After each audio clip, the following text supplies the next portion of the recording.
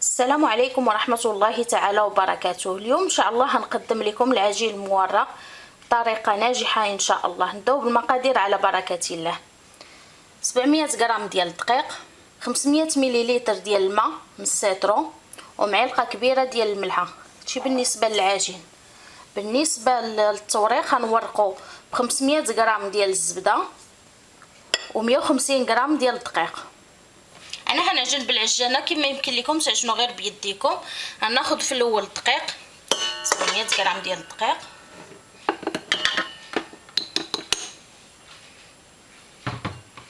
هنعجن بهادي لان هاد العجينه ما خصهاش تعلك لينا. ما هنديرش هذاك الكانشو ديال العليك، هندير هاد بحال الورقه.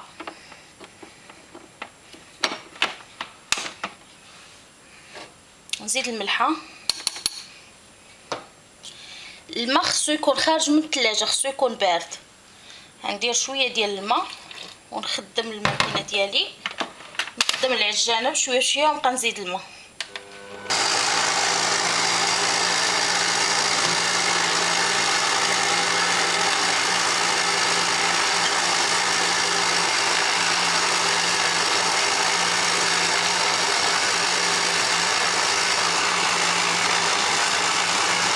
هنرش شويه ديال الدقيق باش نجمع العجينه.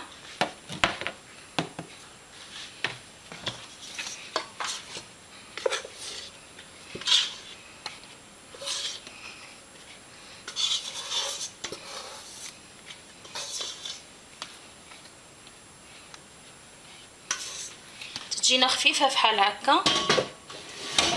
ملي تنجمعوها تجينا خفيفه هكا. دابا نحاولوا نجمعوها، تنزيدوا لها شويه ديال الدقيق باش تجمع لينا. الماء واحد شويه غير مجرد باش تجمع لينا،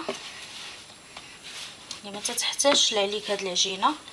تا هو السير فيها، خص غير الماء بارد يكون باش تبقى لنا بارده وتتساعدنا هكاك في الخدمه.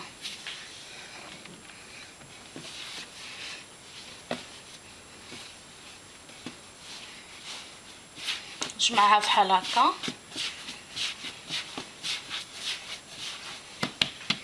تناخذ البلاستيك الغذائي تنجمعها فيه.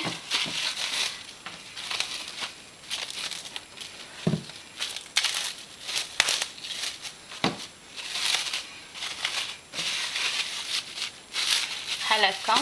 تندخلها للثلاجه لواحد المده نص ساعه باش ترتاح وعاد هنخدموها. هناخدو دابا الزبده حتى هي نخدموها في العجانه او بيديكم كما بغيتو، تتكون بارده من الثلاجه. تنزيد عليها 150 غرام ديال الدقيق،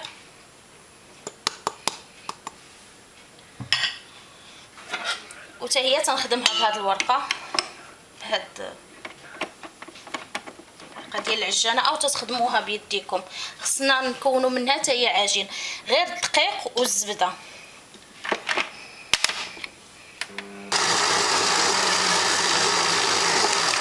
خصها تخلط لينا ماشي بزاف، غير بمجرد ما تيتجمع لينا الدقيق مع الزبده وتيولي عجينه وحده، وتنحبسو باش ما تطلقش لينا الزبده وتذوب. خصها تبقى واقفه.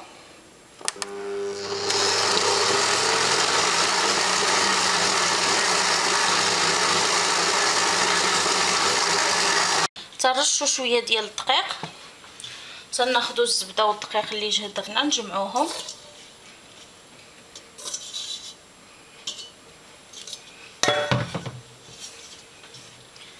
خصنا نديروها بالزربه قبل ما تذوب لينا الزبده مع اليد تكون سخونه. غير مجرد بحال هكا تنجمعوها.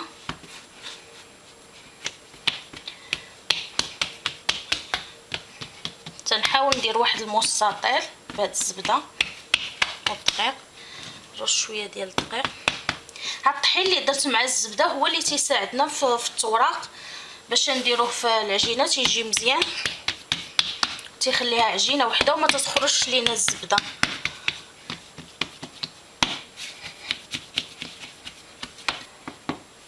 باش تعطينا مستطيل مقاد هو اللي هنورقو به من بعد.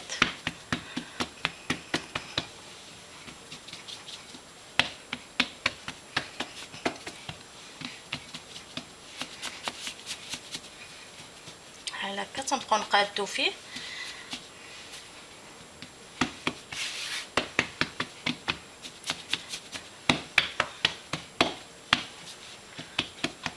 دابا غناخد البلاستيك الغذائي ونحطها فيه،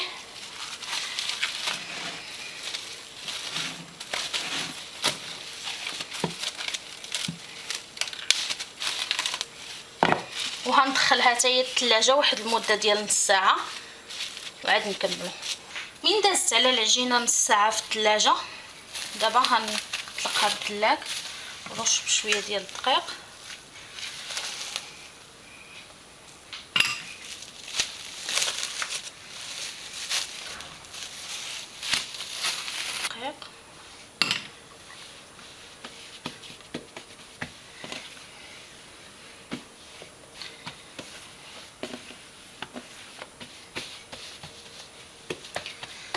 غنطلقها بحال هكا باش ندير وسطها الزبده.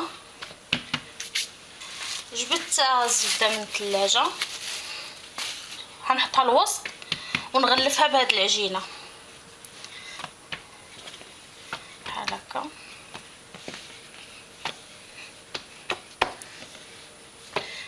بحال تنديرو شي رغيفه. ندير الدقيق ونقلب هكا. دابا غناخد المدلك غنضربها بحال هكا بشويه باش تدخل الزبده في العجينه وما تتمشيش غير لبلاصه وحده.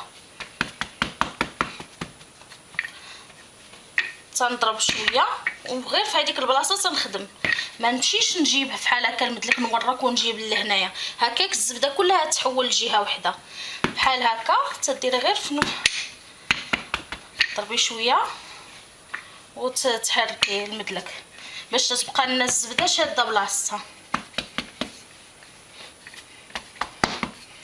غنطلقها على شكل مستطيل بحال هكا. غنبقى غادا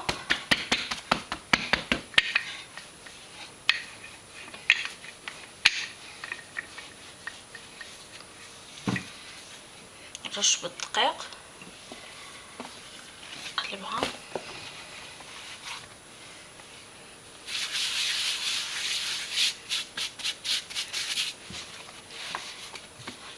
نحاول نعطيها شويه ديال العرض.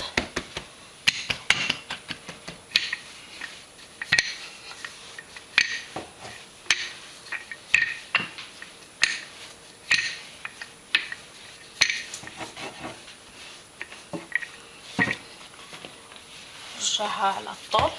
الا كان تحيد لينا الدقيق تنعاودو نديروه.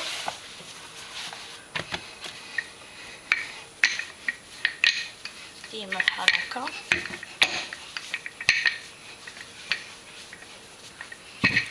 تعطينا بحال هكا مستطيل نحاولوا نديروه مقاد. دابا غنطويها على 3. تنجيبوا الاولاني بحال هكا، تنحيد الفائض ديال الدقيق ونجيبوا الثاني لهنا. تعطينا 3 بحال هكا، 1 2 3. هذه هي الطويه ديال 3. دابا غنرجعوا نطلقوها بالدلاك. ديما الجهه اليمنيه هي المسدوده، وهادو اللي محلولين في الوسط وحده الفوق وحده لتحت. 3 هاد 3 هنا الفوق وحده لتحت، وهاد الطويه تجينا على يد اليسار. ديما تمشيو هكا باش نبقاو عاقلين على فين درنا الثانيات ديالنا. غنطلقها عاوتاني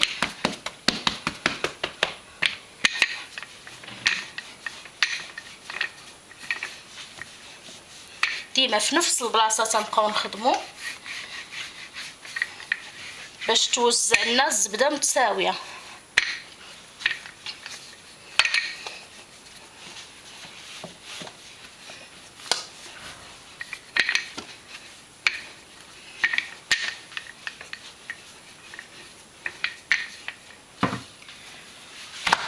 ندورها جنب باش نعطيها شويه ديال العرض بحال هكا.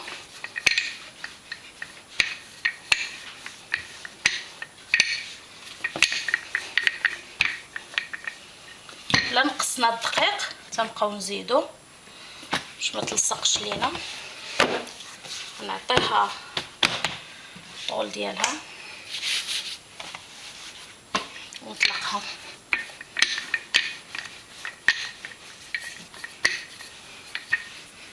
كيما تنطلقوها حتى تتولي لنا واحد نص سنتيم فحال هكا عاد تنحبسو. نعطيها العرض باش نقادها. هي تتبغي اتساع، انا تنكحز شويه بشويه حيت ما عنديش اتساع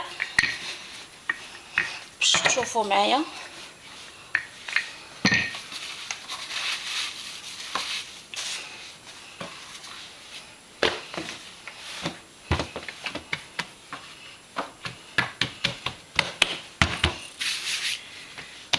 ملي طلقتها عاوتاني المستطيل كما طلقناها في الاول نفس القياس، دابا تنتنيها على 4 بحال هكا. نحيد الفائض ديال الدقيق واحد، تنتنيها بحال هكا. تنجيبو الجنب من هنا والجنب من هنا وتنلاقيوهم مع بعضياتهم بحال هكا. نحيد الفائض ديال الدقيق وتنطويها عاوتاني مره اخرى بحال هكا. تتعطينا طويه على 4، واحد جوج ثلاثة 4. هذه هي التنية على 4. تندير انا 3 في الاول ومن بعد تندير 4. كاين اللي تيبغى يمشي غير بثلاثة 3 3. هاد الطريقه تجيب الورقه مورقه بزاف. واحد جوج ثلاثة 4. دابا عاوتاني هندير لها البلاستيك الغذائي وهندخلها للثلاجه واحد نص ساعه وعاد نخدمها عاوتاني. دابا هندخلها للثلاجه. ملي خليناها ارتاحت في الثلاجه واحد نص ساعه نرشو الدقيق عاوتاني نخدموها. ديما في الثلاجه تغطيوها بلاستيك غذائي باش ما تيبسش لينا العجينه.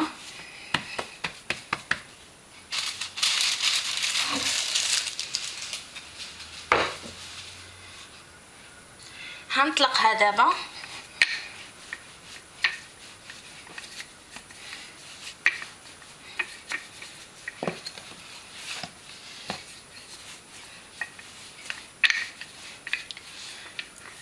نخدموا لها شويه ديال العرض.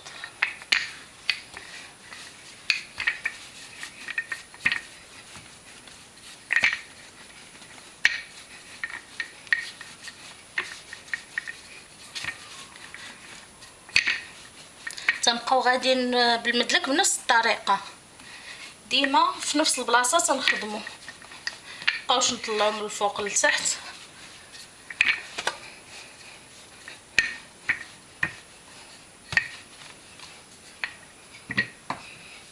انا ما عنديش البلاصه نتنيها هكا باش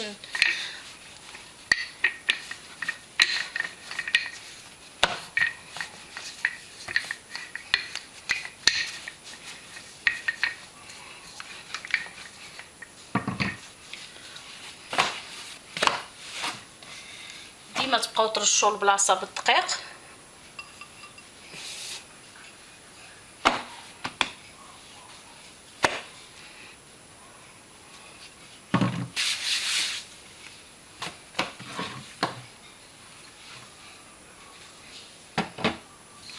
دابا هنطلقها شويه بالعرض باش تعطينا العرض.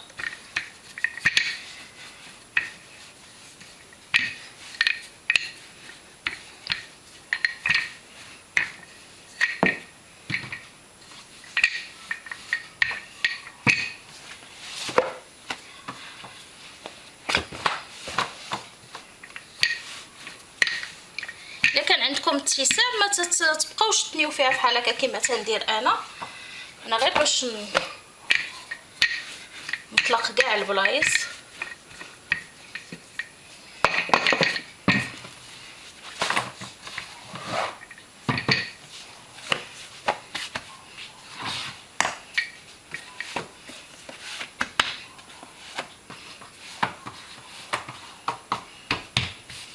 دابا عاوتاني نطويها على 3 كيما تنجيبوه بحال هكا نص ونجيبو الحلقه الاخرى عندنا على 3. انا مقويه الطحين ومقويه العجينه، داكشي تتشوفوها كبيره. ما لا بغيتو تديروا غير كميه صغيره، ولكن من الاحسن ديروا كميه كثيره حيت هي ما تتخسرش. تندخلها انا الكونجيلاتور تنحتفظ بها، فوق ما بغيتها تنجبدها. غير هي ملي تبغيو تدخلوها للكونجيلاتور تتقطعوا الطروفه ديالها على حساب شحال بغيتو، ما تدخلوهاش كامله، لان باش لا جبدتوها ما تعاودوش تدخلوها لداخل، ما تبقاش صالحه تدخل عاوتاني للكونجيلاتور. دابا كيما شفتوا معايا درنا 3.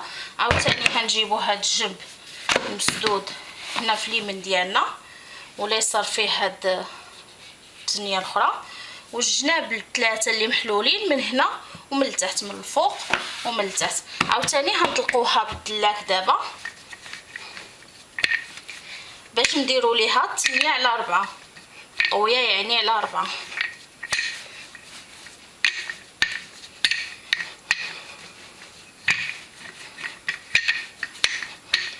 كيما شفتوا الطريقه اللي درت الزبده مع الدقيق تتساعدنا، ما تتخرجش لينا الزبده. واخا تنخدموها 2 مرات ما تندخلوهاش للثلاجه، حتى تنخدموها 2 مرات عاد تندخلوها. هذاك الطحين تيعاوننا تيتلبس مع العجينه والزبده ما تتخرجش لينا.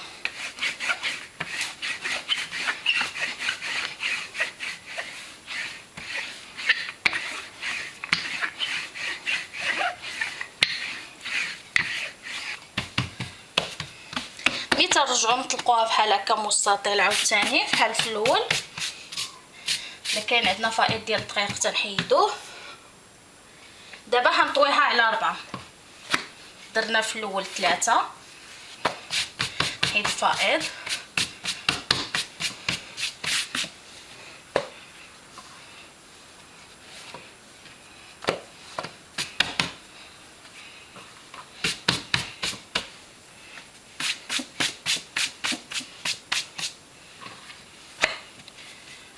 دابا 8 على 4 كما شفتوا معايا.